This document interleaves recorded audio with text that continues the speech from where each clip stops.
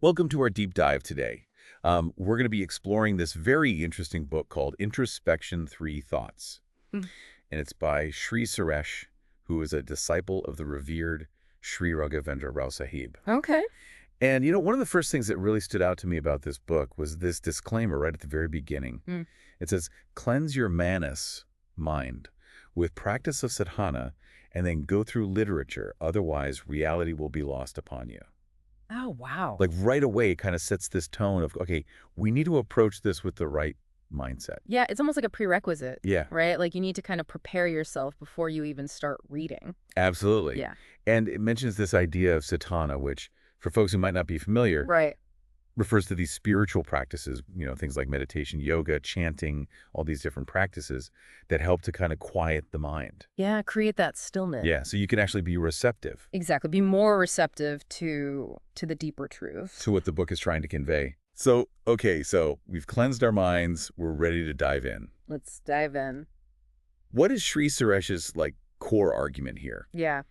Well, he really grapples with this idea of time. Hmm. And what's interesting is he suggests that while time itself is like this constant, Mm-hmm. unchanging force, Yeah. it's actually our thoughts and our actions that are driven by spirit Right. that shape how that time unfolds, both for us as individuals and for civilizations. So it's not just a passive thing. We're not just kind of Yeah. subject to time. We actually have a role to play. Yeah, and there's this beautiful Sanskrit phrase that the book highlights. Okay. Satyam Shivam Sundaram, Satyam Shivam Sundaram. which translates to everything is truth, everything is bliss, everything is beautiful. Beautiful. And the book uses this to emphasize this inherent perfection and excellence that is found in creation. It's like this underlying order, Yeah. this harmony that's present. Yeah, and Sri Suresh connects this Yeah. to this idea of divine design. It's almost like he's saying this beauty, this Yeah. order, points to a creator. A guiding force behind it all. Yes, exactly. Mm. And this kind of leads us to another really interesting point. Okay. There's this anecdote in the book. Mm-hmm. Shri Suresh mentions Shri Babuji Maharaj's claim that the Indian Ocean holds a lot of powers. Interesting. What do you make of that?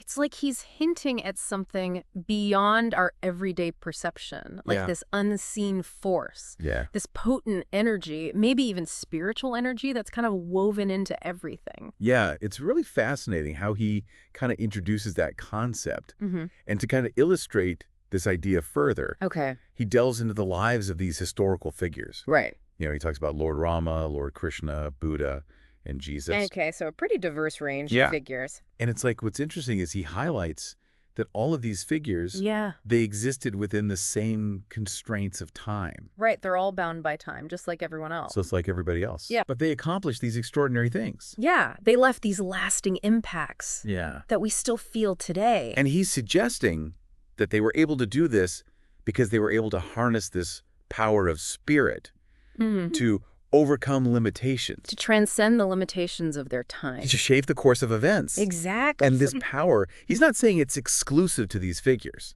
right? Right, he's suggesting it's within all of us. Yeah. We all have that potential. And this kind of ties into his exploration of spiritual lineage. Okay. This idea that spiritual qualities can be passed down even across lifetimes. Across lifetimes, wow. Yeah, and there's this one claim that really stood out to me. Okay. Shri Suresh recounts how Swami Vivekananda communicated with Shri Babuji Maharaj and revealed that the spirit of Buddha had merged with him. That's a pretty bold statement. Right. But it really speaks to this idea that spiritual inheritance can transcend time and physical form. It's a lot to unpack, It is. but it's really fascinating. Yeah. Now, he kind of takes a bit of a turn.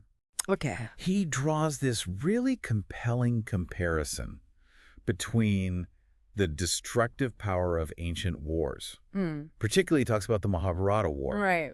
And he compares that to the potential that modern weapons have to basically wipe out life on Earth. It's a sobering thought. It is. Yeah. But it's like he's highlighting this immense power and responsibility that comes with human existence. Yeah, that we have this capacity for both creation and destruction. Yeah. And it's up to us to choose. Exactly. And what I found really hopeful amidst all this Yeah. is that he highlights the enduring spirit of humanity. Right. He argues that it's saints and thinkers, those who strive for something higher. Those who embody those higher qualities. Yeah. Yeah. Who offer a path towards recovery, restitution, and ultimately rejuvenation. A message of resilience. Yeah. Even in the face of such potential devastation. Exactly. And then he delves into the realm of mathematics. Oh, okay. And he makes this really interesting argument. He says that while math provides this basis for understanding the physical world, Okay. it can't fully grasp the mysteries of life and consciousness. So there's a limit Yeah. to what science can explain. And I think this really ties into his theme of like the limitations Right. of purely human attempts Mm-hmm. to try to measure and control time and creation. There's a dimension of existence that goes beyond logic and reason. Yeah. It's a really intriguing thought. It is, and it definitely leaves us with a sense of wonder. He does. That there are mysteries that might always be beyond our grasp. Yeah, that's a good place to pause. Yeah, let's pause there for now, and we'll pick up the conversation in part 2. Sounds good. Picking up on that idea of limitations, the book shifts its focus a bit and talks about India's historical evolution, Okay. specifically the challenges that India faced kind of in this pre-independence era. Right. And it paints this picture of a society really grappling with immense diversity, social divisions, and a lack of access to education for a lot of people.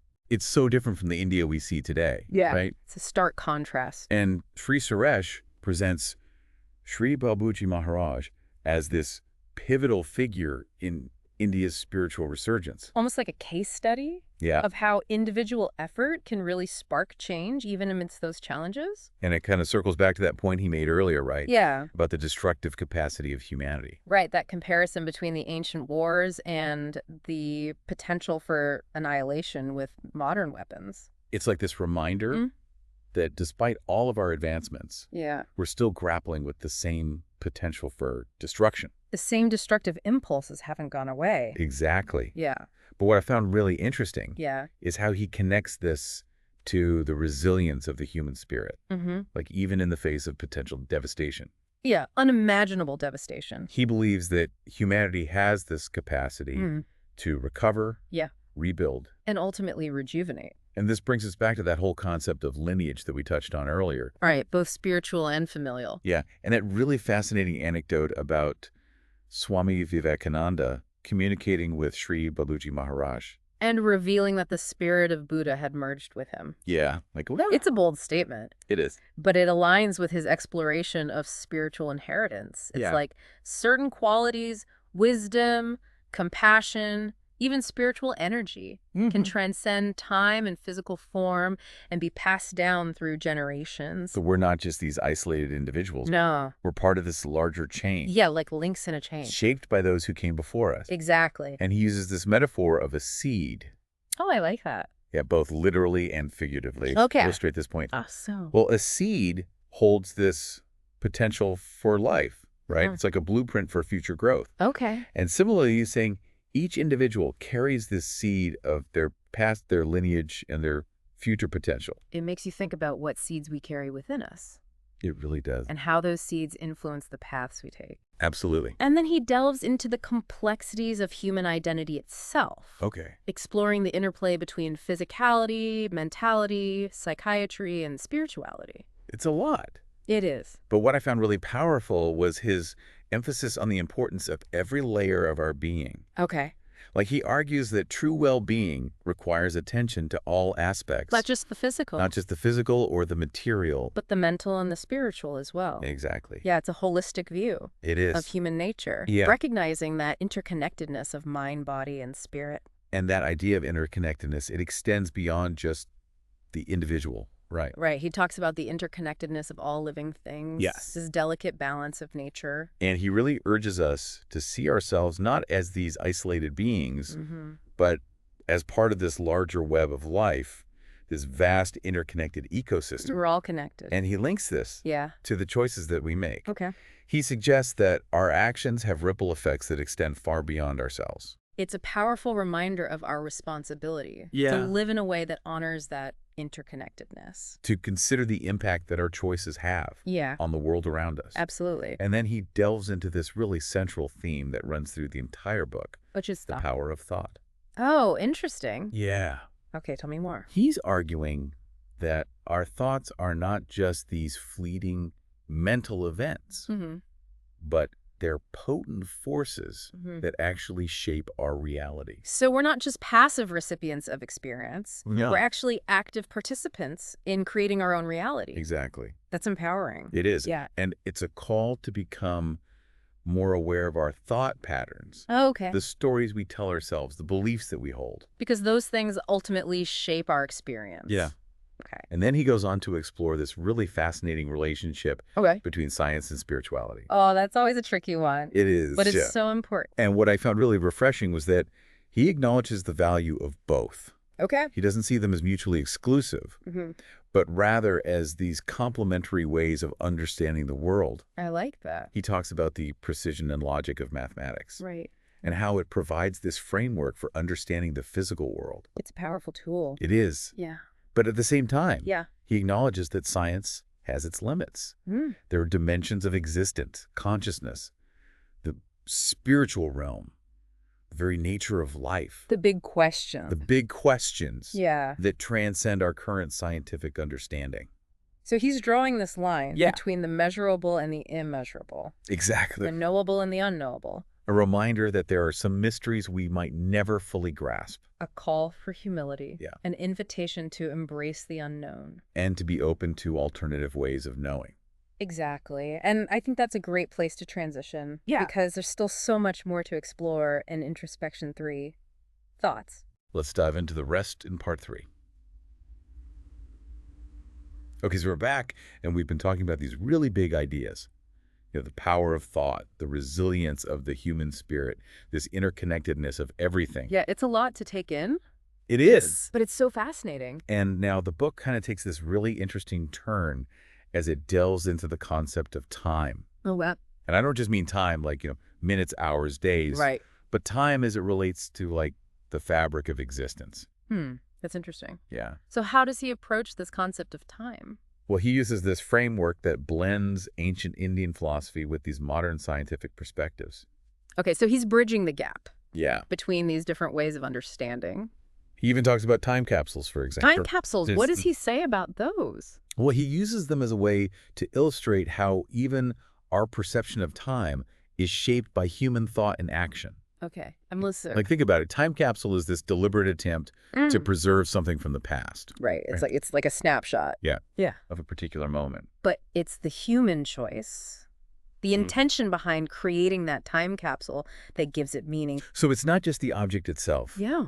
It's the thought behind it. Yeah. The purpose. So he's saying that while time itself might be this constant, this unyielding force, it's actually our thoughts that are driven by spirit that shape how that time unfolds. For ourselves and for civilizations. Exactly. Yeah. And he brings up those historical figures again.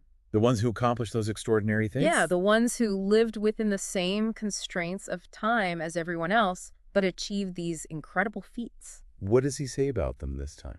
Well, he suggests that they were able to harness the power of their minds and their spirits to transcend limitations. To break free from the ordinary? Yes. And shape history. It's like they tapped into this deeper current. Okay. This source of energy that allowed them to break through those boundaries of time. And accomplish the seemingly impossible. Exactly. It's inspiring. But it also makes me think about that other side of the coin. What do you mean? Well, his exploration of humanity's destructive capacity. Oh, right. The comparison he draws between ancient wars like the Mahabharata war and the potential for annihilation with modern weapons. It's like this stark reminder that we still haven't escaped those destructive impulses. We have so much power at our fingertips. We do. But are we using it wisely? That's the question, isn't it? It is. But even amidst this potential for destruction, he offers this glimmer of hope. He does. He highlights the enduring spirit of humanity. Those who dedicate themselves to higher pursuits, who strive for peace and knowledge and the betterment of humankind. So even in the face of unimaginable devastation, he sees a path towards healing and rejuvenation. It's powerful. It is. And it brings us back to his exploration of mathematics. Right. How it can explain some things, but not everything. Exactly. He seems to acknowledge its power as a tool for understanding the physical world. But he also highlights its limitations. When it comes to explaining those bigger mysteries, The mysteries of life and consciousness and the spiritual realm. like he's drawing this distinction between the measurable and the immeasurable. The knowable and the unknowable. Yeah, It's humbling. it is. And speaking of systems that try to explain the world, what about astrology and numerology? Oh yeah, he mentions those too. Does he see them as valid? Well, he acknowledges their historical significance and the role they've played in different cultures. Okay. But he ultimately suggests that human agency driven by conscious thought and action holds more sway than any predetermined fate or astrological prediction. So it's not about dismissing these systems entirely. Yeah. But understanding their place Yeah. and recognizing the power we have. To shape our own destinies. It's empowering. It is. So if we were to sum up Shri Suresh's message, what would you say is the key takeaway? Well, I think he's inviting us to really shift our perspective on time itself. Okay. To see it not as this rigid linear constraint. But as a canvas Yeah. upon which we paint the story of our lives. Both individually and collectively. I like that. It's about recognizing the power of our thoughts, the resilience of the human spirit. And the interconnectedness of everything. Yes, Wow, that's a powerful message. it is. It leaves you feeling hopeful. It does. Like anything is possible. Well, as we wrap up our deep dive into Introspection 3 Thoughts, Yeah. I'm left thinking about a question that Shri Suresh poses in the book Okay. that we didn't explicitly discuss, but it really stayed with me. What is it? He asks, if, as the book suggests, cosmic power is constantly influencing Earth, are we more connected to the universe than we realize? How might that change our perspective on time, destiny, and the potential for human achievement? That's a big question. It is. It's a good one. One worth pondering. And that's what we encourage you, dear listener, to do. To keep pondering, to keep exploring, to keep seeking. To delve into the source material yourself. Yes, and until our next deep dive, keep questioning, keep exploring the wonders of this extraordinary universe we inhabit. It's been a pleasure diving deep with you. Likewise.